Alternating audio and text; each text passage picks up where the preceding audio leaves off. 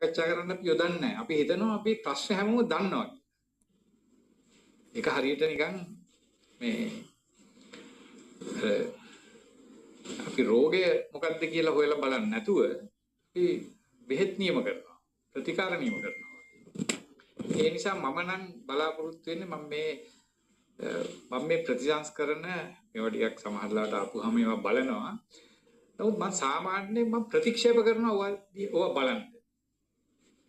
ඒක මම බොහොම කියන්න පුළුවන් මුරණ්ඩු විදිහට මම ඒක ප්‍රතික්ෂේප කරනවා. මොකද ප්‍රතික්ෂේප කරන්න හේතුව තමයි ඉතින් ඒවට සවන් දෙන්න කවුරු හරි මට විසඳුමක් විදිහට යමක් ඉදිරිපත් කරනවා නම් මම විසඳුමට ඉස්සෙල්ලා අහන්න ඕනේ මොන ප්‍රශ්නයක් විසඳන්නද මේ මම සම උදාහරණයක් විදිහට මේ සම්බන්ධව අධ්‍යාපන අමාත්‍යාංශයේම සාකච්ඡා කීපයකට සම්බන්ධ වුණා මම විශ්වවිද්‍යාල ආචාර්යවරුන්ටත් ඒ වගේම ඉතිහාසය පිළිබඳ මතභේද සම්බන්ධයෙන් තිබුණු එකටත් ඒ හැම එකකදීම අපිට අහන්න ලැබුණ උදාහරණයක් විදිහට ඒ යෝජනාවල පේන විදිහට මේ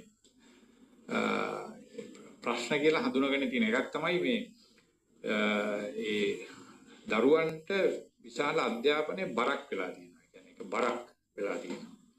ඒතකොට මම අහුවේ දැන් මේකෙන් ඒ බර හැල්ලු වෙනවා.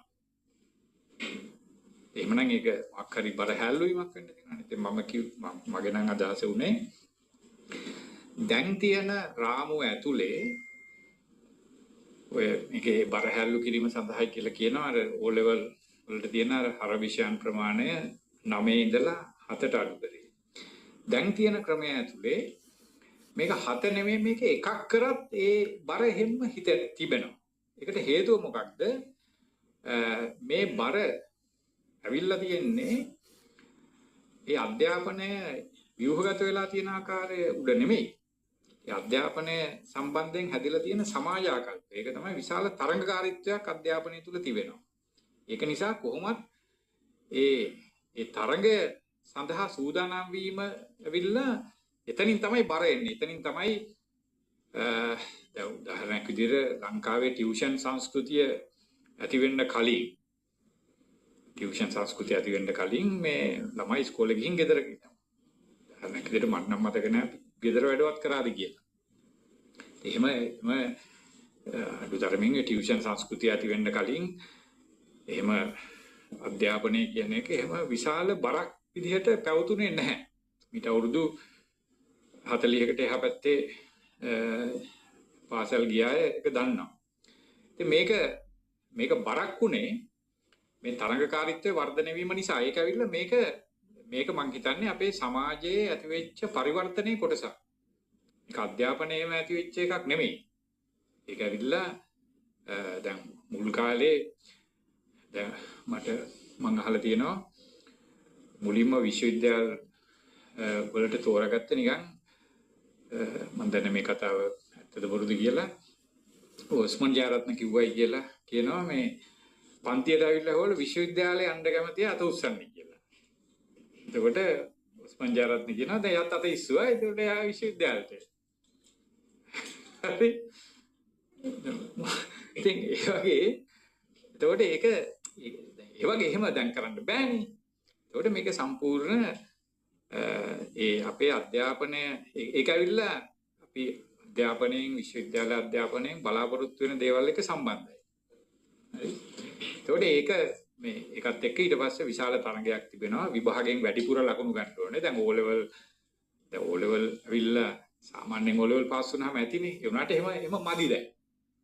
දැන් O level පාස් වුණා බෑ ඒක සමහරවිට සමහර මන් දන්න සමහර අය ඉන්නවා ඒ 9ම ලැබුණත් ඒක විශාල මේ අසමත් වීමක් විදිහට විශාල පරාජයක් විදිහට දකිනවා. ඒක සමාජ ආකල්පයක්.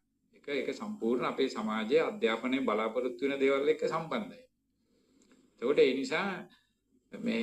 නිසා ඒ තරංගය කියන්නේ අපි හිතමු අපි එක විෂයකට පහත දැම්මත් ඒ සමාජය තුළ ඒ තරගය ඒකෙන් වැඩිම ලකුණු ගැනීම සඳහා තියෙන තරගය නැති වෙන්නේ නැහැ.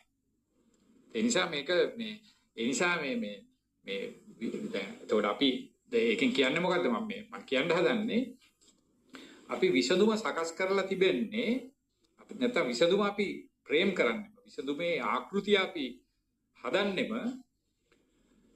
ප්‍රශ්නයේ ස්වභාවය පිළිබඳ අවබෝධයකින් නෙවෙයි කියන්නේ.